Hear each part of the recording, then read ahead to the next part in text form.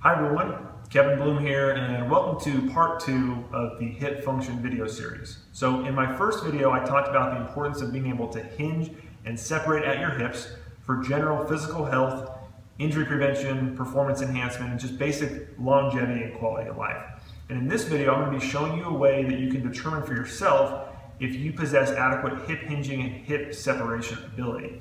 So how we're going to do that is by looking at a basic movement screen that is going to ultimately determine whether those hip functions are acceptable or not. So I'm going to be explaining how to do that and showing you how to do that and then explaining the criteria. But before I do, keep in mind that this movement pattern that we're going to look at this movement screen is the underlying movement that you use every time you engage in activities that involve hip hinging or hip separation. So if you remember from my first video, hip hinging is going to be any kind of bending or lifting.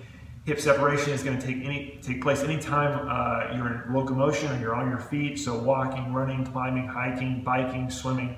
So you can see most activities that you're going to be doing on a daily basis are going to involve one or both of those hip functions. So this movement screen that I'm going to show you is a very valuable movement ability to be able to have or to maintain throughout the lifespan for general health, injury prevention, and performance enhancement. So how you're going to do that, or how you're going to screen yourself, is you're just going to lie on the ground, preferably in a door jamb.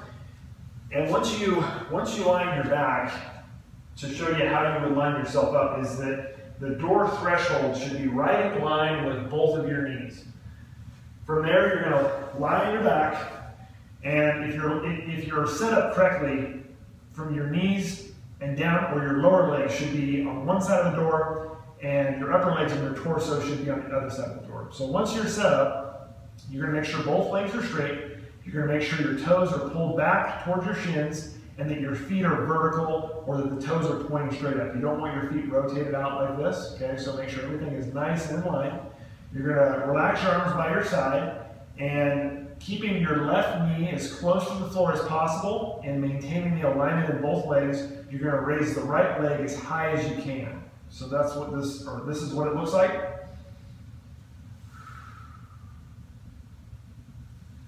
And the other side.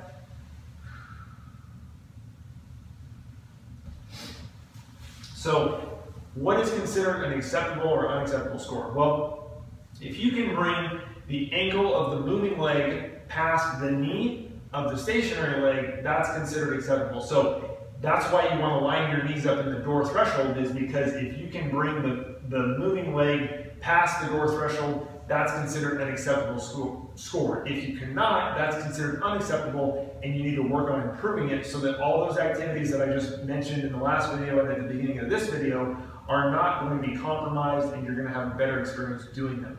So I'm going to show you a couple other instances that will be considered, or show you a couple different situations on what is considered unacceptable with this particular screen. So a common mistake that people will make, or a common compensation, is they just will keep their alignment, but they won't be able to raise their leg very high. So you can see my ankle on my right leg is clearly not past the knee of my left leg, so that's considered unacceptable. Other times you'll be able to bring the knee, or people bring the knee up, or the ankle will be past the knee, but you can clearly see that I've lost alignment, or my knee is not straight on this leg, or they'll bend this leg and it will come up.